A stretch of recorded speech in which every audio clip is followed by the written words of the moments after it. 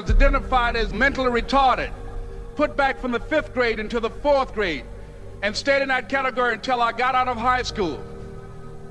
I don't have any college training, but I met a high school teacher who one day changed my life. I was waiting on another student, and when he came in, he said to me, "Young man, go to the board and write what I'm about to tell you." And I said, I can't do that, sir. He said, "Why not?" I said, "I'm not one of your students." He said, "It doesn't matter. Follow my directions now." I said, "I can't do that, sir." He said, "Why not?" I said, "Because I'm educable mentally retarded." And he came from behind his desk and he looked at me. He said, "Don't ever say that again. Someone's opinion of you does not have to become your reality." And as he talked, my heart began to beat fast. Tears began to run down my eyes, and I was in the back just listening to him, because the speech he was giving, that speech was for me. And he said, "Les Brown," he said, "if you want to do anything worthwhile in life, you've got to be hungry." I told Mr. Washington I wanted to become a disc jockey. And so I started working to develop myself. He said, "I want you to practice every day being a disc jockey." I said, "But I don't have any job now." He said, "It doesn't matter." He said that it's better to be prepared for an opportunity and not have one than to have an opportunity and not be prepared. And as I was working to develop myself, I applied for a job as a disc jockey, WMBM on Miami Beach. I went to a guy named Milton Butterball.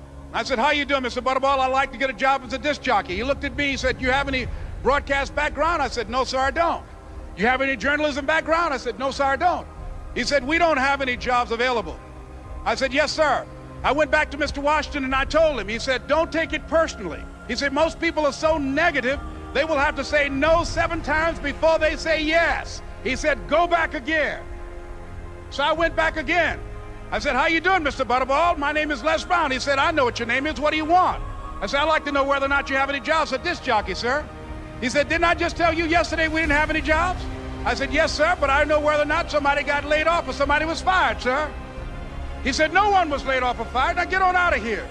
I came back the next day like I was seeing him for the first time. I said, "Hello, Mr. Butterball, how are you?" He looked at me with rage. He said, "Go get me some coffee." I said, "Yes, sir." And I went to get him some coffee. After a while, I would get their lunch and dinner, and I would go in the control rooms and take the disc jockeys their food, and I would not leave until they would ask me to leave.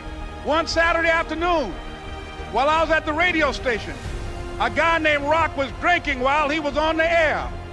I was the only one there, looking at him through the control room windows, walking back and forth, young, ready, and hungry. Pretty soon the phone rang, and it was the general manager. And I answered the phone. I said, "Hello?" He said, "Les, this is Mr. Klein." I said, "I know." He said, "Rock can't finish his program." I said, "I know." He said, "Would you call one of the other DJs in?" I said, "Yes, sir."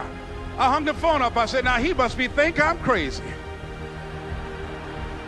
I called my mom and my girlfriend, Cassandra. I said, "Y'all turn up the radio and come out on the front porch. I'm about to come on the air."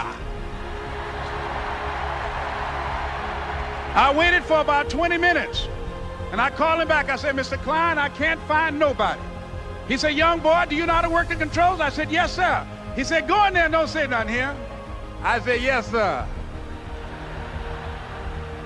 I couldn't wait to get behind those controls. I put on an old Stevie Wonder record called Fingertips. I sat down behind that turntable. I said, "Look out, this is me, LB Triple P, Les Brown, your platter playing papa. There were none before me, and there will be none after me. Therefore, that makes me the one and only. Young and single and love to mingle, certified, bona fide, indubitably qualified to bring you satisfaction, a whole lot of action. Look out, baby, I'm your love man." I was hungry.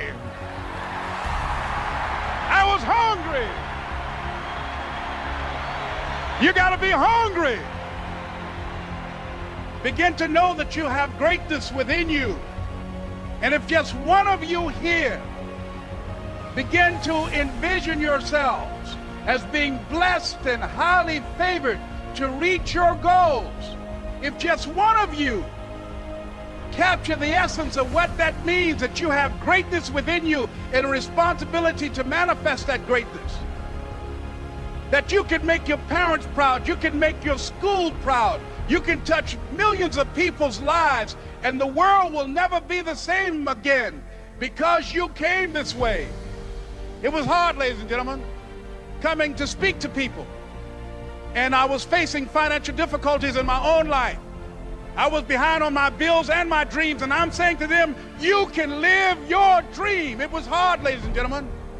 It was very difficult to pick myself up each day believing that I could do it. There were times that I doubted myself.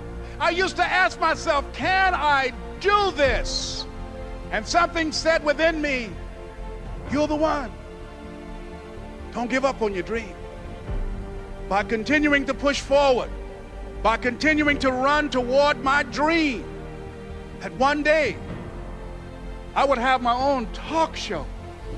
It's a long shot, ladies and gentlemen, from Liberty City, an abandoned building on a floor, never knowing my mother or father. It's a long shot. Being here with you today in this dome in Atlanta, it's a long shot. No college training, labeled educable, mentally retarded, but I kept running toward my dream. Don't stop. Don't stop running toward your dream.